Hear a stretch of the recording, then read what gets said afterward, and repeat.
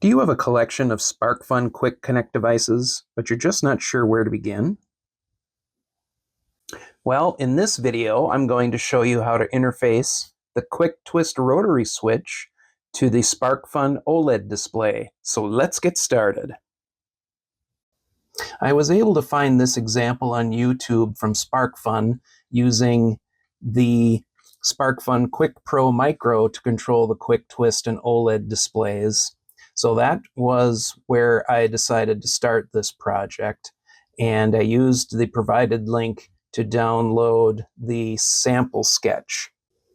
So starting with this example sketch, I commented out everything to do with the SparkFun Micro OLED H library and commented out all the OLED, anything to do with that OLED library I commented out. I only want to test out the QwiicTwist. And in addition to that, I have to add wire 1 to these two locations because I'm using the UNO R4 Wi-Fi. The sketch uploaded and compiled successfully, and I was able to confirm that the changes on the QwiicTwist switch would change as I expected. I then went ahead and replaced the micro OLED library with the new SparkFun Qwiic OLED.h library, and then deleted the other defines and unused lines to make room for the 4 supported OLED displays. I'm using the Qwiic Narrow OLED, so that is not commented out. The others should be commented out. And then I went ahead and made some additional space by cleaning out some of these old OLED lines. And this delay I will not need in support of the initialization. And as you can see, I need wire 1 for the OLED initialization code as well. The first piece of text I wanted to try displaying on the OLED is when the QwiicTwist switch is pressed. So I replaced all the old commands with the new ones related to the new QwiicTwist library. Then I uploaded the sketch, tried it out, and it works. The next step was to display the word red on the OLED screen. So once again, I needed to go through each line and replace the commands associated with the old library, replace them with commands associated with the new OLED library. And I decided to just do it for the color red, uploaded the sketch. And what I found was that red is displayed no matter what color I'm set to. In an attempt to correct the problem, I added an OLED erase everywhere where there was originally an OLED clear command throughout the sketch. And then I went ahead and uploaded the sketch, but unfortunately that did not solve the problem. So what I realized is that I forgot to add the next function in after the erase, which is the myOLED.display. And that will send the erase command to the display. You also need to do that anytime you change the display, so that's what I did. And then I uploaded that correction, and then red is only displayed when the color red is shown on the twist switch. Now that I've got the red working, it's time to apply those same changes to all the other if statements for all the other colors.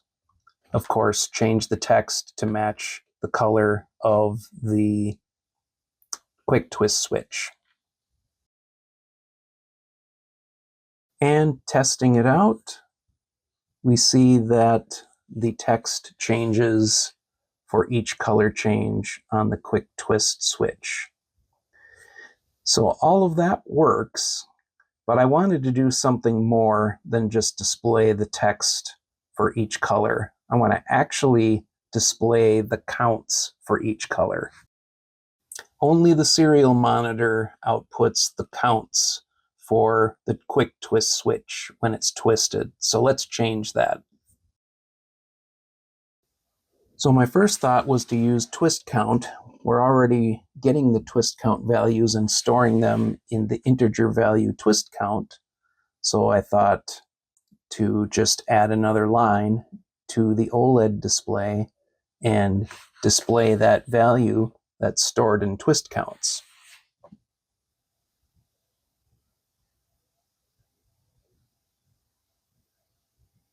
Unfortunately, when I did that, I got a compilation error. So it's telling me that I need to convert the integer to a character or a string of characters. And so to do that, I've got to add some additional software to convert twist counts from an integer to a character. And it needs to be stored in an array. An array size of 5 should be more than enough to store the twist counts. So that's what I added to the script. And then I had to go back to that line I had added previously and replace twist count with array. So now it's going to call use the new array that I created. And now I can get my twist counts on the display. In addition to displaying the twist counts, I wanted to also display the count range for each color. So for red, its counts between 0 and 4 will display red. So I went ahead and added that to the screen. And I did notice that there was some flicker that wasn't present before. So taking a closer look, I noticed that the wire set clock should actually be wire 1 for the UNO. So I made that change, and now the display flicker is almost completely gone. Now that I have twist counts being displayed properly for red, I added that to the remaining colors within the sketch. And I also added an if statement to deal with any twist counts that are outside those for the colors. And here's the end result. So as you can see, if I go below 0 in twist counts, I display negative numbers.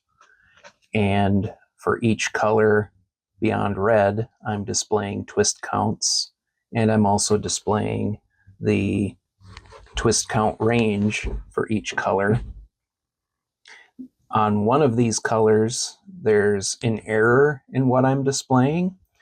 If you spot that, you can leave me a comment, or just leave me a comment in general. And the link to the sketch is in the video description. I hope you enjoyed this video, and I hope to see you at the next one.